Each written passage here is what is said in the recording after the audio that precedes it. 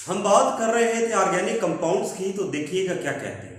अब organic compound जो है उनको अगर हम बात करते हैं तो उन्होंने कहा कि इनको लैब में तैयार करते हैं। To prepare organic compounds in lab. अब जब वो लैब में बनाने की कोशिश कर रहे थे और उनसे लैब में नहीं बना, तो उन्होंने कहा वी रिक्वायर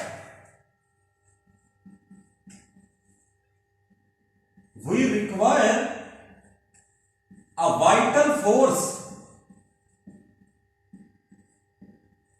कि हमें चाहिए एक वाइटल फोर्स जो कि हमारे पास नहीं है, वो कुदरत के पास है। वो एक कुदरत कामना है, एक मुकम्मल ताकत है जिसके पास, वो एक जरूरी ताकत है जिसके अंदर ये ताकत है कि वो ऑर्गेनिक कंपाउंड्स को बनाए। We can't prepare organic compound in lab. तो उन्होंने कहना शुरू कर दिया कि ऑर्गेनिक कंपाउंड जो है कांट बी प्रिपेयर्ड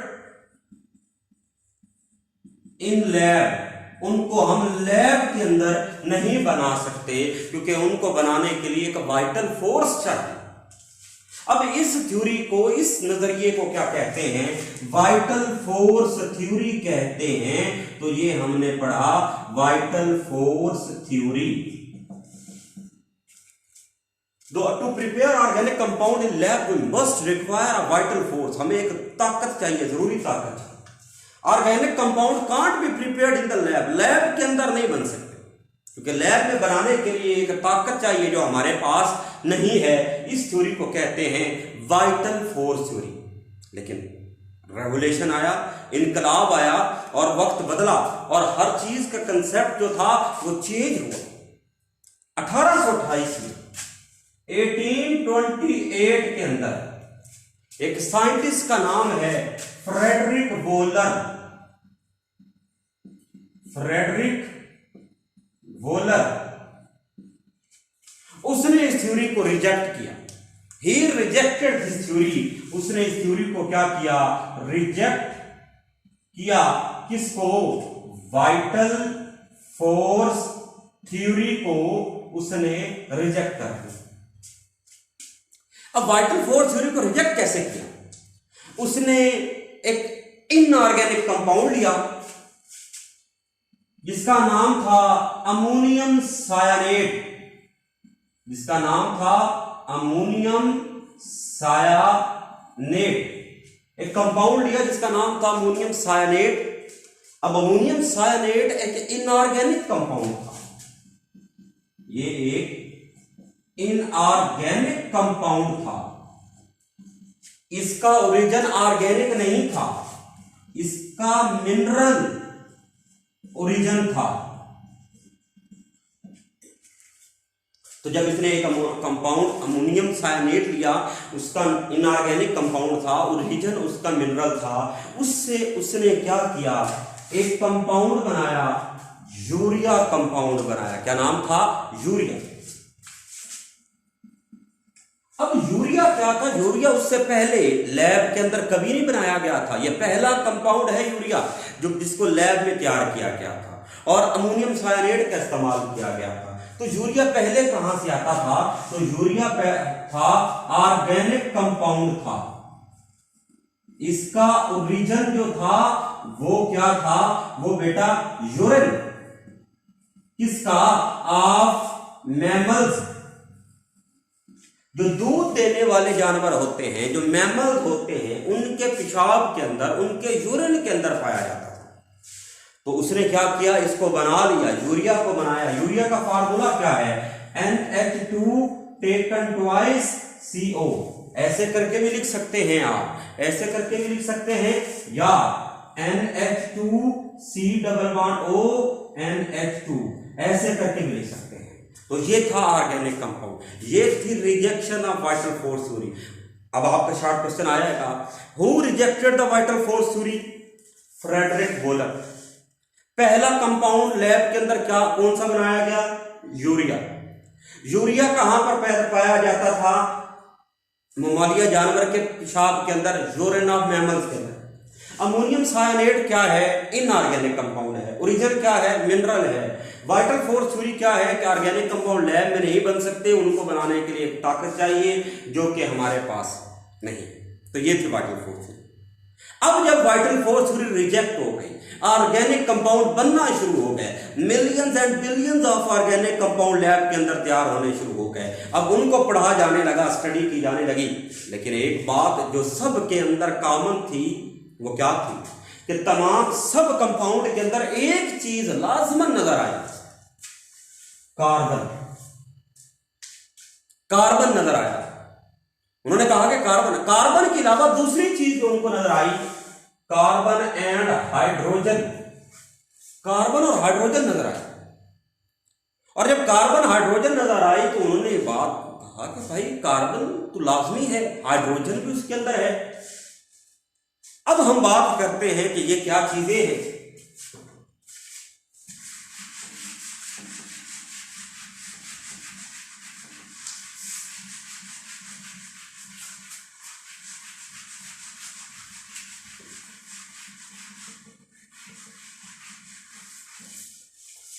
अब वो कंपाउंड यानी कि उनको क्या नजर आया, कार्बन और हाइड्रोजन। अब जिन चीजों के अंदर कार्बन और हाइड्रोजन होता है उनको हम कहते हैं हाइड्रोकार्बन। उनको क्या कहते हैं, हाइड्रोकार्बन। आपने मैट्रिक के अंदर भी पढ़ रखा है। हाइड्रोकार्बन में ये फॉर एग्जांपल मैं इसको कहता हूं मीथेन, इसको कहता हूं इथेन, इसको कहता हूं प्रोपेन, इसको कहता हूं ब्यूटेन, इसको कहता हूं पेंटेन, इसको कहता हूं हेक्सेन। तो ये अल्केन्स, ये हमारे पास क्या हैं, अल्केन्स हैं। अगर मैं बात करता हूं ये अल्कीन्स की तो H2C डबल बॉन्ड CH2, तो ये अल्कीन्स हैं। इनके अंदर भी सिर्फ कार्बन और हाइड्रोजन है। मैं बात करता हूं अल्काइन की तो अल्काइन के अंदर सिर्फ ट्रिपल बॉन्ड है और कार्बन हाइड्रोजन है। मैं बात करता हूं बेंजीन की तो बेंजीन का देखिएगा CH CH CH CH CH CH और ये ऐसे करके या ऐसे करके बना ले तो ये बेंजीन है। इसके अंदर भी कार्बन हाइड्रोजन है। तो इनकी स्टडी क्या कहलाती है, ऑर्गेनिक केमिस्ट्री कहलाती है। हाइड्रोकार्बन को स्टडी करना ये ऑर्गेनिक केमिस्ट्री। अब मैं हमेशा कहा करता हूं कि डेरिवेटिव जिससे कोई चीज ड्राइव हो वो हमारे डेरिवेटिव्स बन जाते हैं। जैसे कि ये एक कार्बन है, मैं इस कार्बन को थोड़ा सा बदल दूं तो ये बन जाएगा CH3Cl मिथाइल क्लोराइड। मैं इसको CH3OH कह दूं तो मेथानॉल बन जाएगा। मैं इसको CH3OCH3 कह दूं तो ये हमारे पास डाइमिथाइल ईथर बन जाएगा। मैं बेंजीन के साथ यहां पर OH लगा दूं तो ये फिनोल बन जाएगा। मैं यहां पर अगर इसके साथ HC डबल बॉन्ड OH कर दूं एल्डिहाइड बन जाएगी। और अगर मैं यहां पर C डबल बॉन्ड OH और H कह दूं तो फॉर्मिक एसिड बन जाएगा। तो ये क्या है, ये इनमें से हमने निकाले हैं तो ये इनके डेरिवेटिव्स हैं। तो यहां पे इनको हम क्या कहेंगे, डेरिवेटिव्स कहेंगे। तो ये हमारे पास क्या कहलाएंगे, डेरिवेटिव्स। और अभी अभी अगर आप नोट करें तो ये वाली जो तीन चीजें हैं आपने चैप्टर नंबर 8 के अंदर पढ़नी है, alkane alkene alkyne. Chapter number 9 के अंदर आपने बेंजीन को स्टडी करना है। चैप्टर नंबर 10 में आपने मिथाइल क्लोराइड को स्टडी करना है। चैप्टर नंबर 11 के अंदर अल्कोहल को, चैप्टर नंबर 11 के अंदर आपने ईथर को, चैप्टर नंबर 11 के अंदर फिनोल को स्टडी करना है। चैप्टर नंबर 12 के अंदर एल्डिहाइड को स्टडी करना है। और चैप्टर नंबर 13 के अंदर कार्बोक्सिलिक एसिड को स्टडी करना है। तो ये हैं आपकी ऑर्गेनिक केमिस्ट्री। अब जरा नोट कीजिए, the branch of chemistry which deals with the study of carbon and hydrogen compounds and their derivative is called, हमारे पास कौन सी होगी, ऑर्गेनिक केमिस्ट्री। तो अब डेफिनेशन लिखते हैं, ऑर्गेनिक केमिस्ट्री की डेफिनेशन लिखते हैं। तो देखिएगा क्या कहता है, organic chemistry is the branch of chemistry, branch of chemistry which deals, जो कि डील करती है किसके साथ, which deals with the study of compounds containing carbon and hydrogen. वो उन चीजों की स्टडी जिनके अंदर कार्बन और हाइड्रोजन होता है, तो जिनको हम हाइड्रोकार्बन कहते हैं, और साथ एंड देयर डेरिवेटिव, और उनके डेरिवेटिव, एंड देयर डेरिवेटिव, और उनके डेरिवेटिव्स की स्टडी क्या कहलाती है? ऑर्गेनिक केमिस्ट्री कहलाती है। Is called organic chemistry, the branch of chemistry which deals with the study of organic compound, यानी कि वो कंपाउंड जिनके अंदर कार्बन, हाइड्रोजन और उनके derivative, compounds containing carbon and hydrogen, hydrocarbon and their derivative are is called organic chemistry. और वो तमाम कंपाउंड जिनके अंदर कार्बन, हाइड्रोजन होती है, कभी कभी कार्बन होती है, हाइड्रोजन होती है, और कभी कभी उनके अंदर क्लोरीन होती है, कभी कभी उनके अंदर ऑक्सीजन होती है, कभी कभी उनके अंदर नाइट्रोजन होती है, कभी कभी उनके अंदर सल्फर होती है, कभी कभी ये चीजें होंगी, लेकिन कार्बन, हाइड्रोजन क्या होगा? मस्त। अब हम यहां पर एक बात को कवर कर देते हैं और कह देते हैं कि सर ने कहा था जिनके अंदर कार्बन होगा वो ऑर्गेनिक कंपाउंड होंगे। जरा इमेजिन कीजिए, मैं आपके सामने कुछ चीजें लिखने लगा हूं, मैं आपके सामने लिखता हूं कार्बन डाइऑक्साइड लिखता हूं, कार्बन मोनोऑक्साइड लिखता हूं, कार्बोनेट लिखता हूं, बाइकार्बोनेट लिखता हूं, साइनाइड लिखता हूं। मैंने आपके सामने कुछ 5 चीजें लिखी हैं।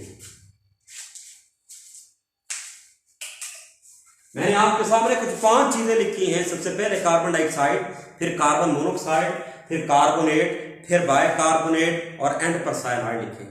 अब आप तो कहेंगे कि ये तो ऑर्गेनिक है। सर आपने कहा था कार्बन हाइड्रोजन, तो ये तो कार्बन हाइड्रोजन है, तो ऑर्गेनिक है। सर आपने कहा था कार्बन, तो ये कार्बन है, तो ये ऑर्गेनिक है। लेकिन ये सारे के सारे क्या हैं? इनऑर्गेनिक हैं, क्योंकि ये ऑर्गेनिक नहीं है, ये इनऑर्गेनिक।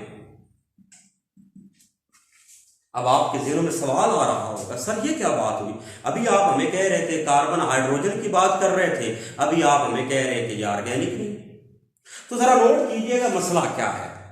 कार्बन डाइऑक्साइड ऑर्गेनिक नहीं है क्योंकि इसके अंदर हाइड्रोजन नहीं, इसके अंदर हाइड्रोजन नहीं है।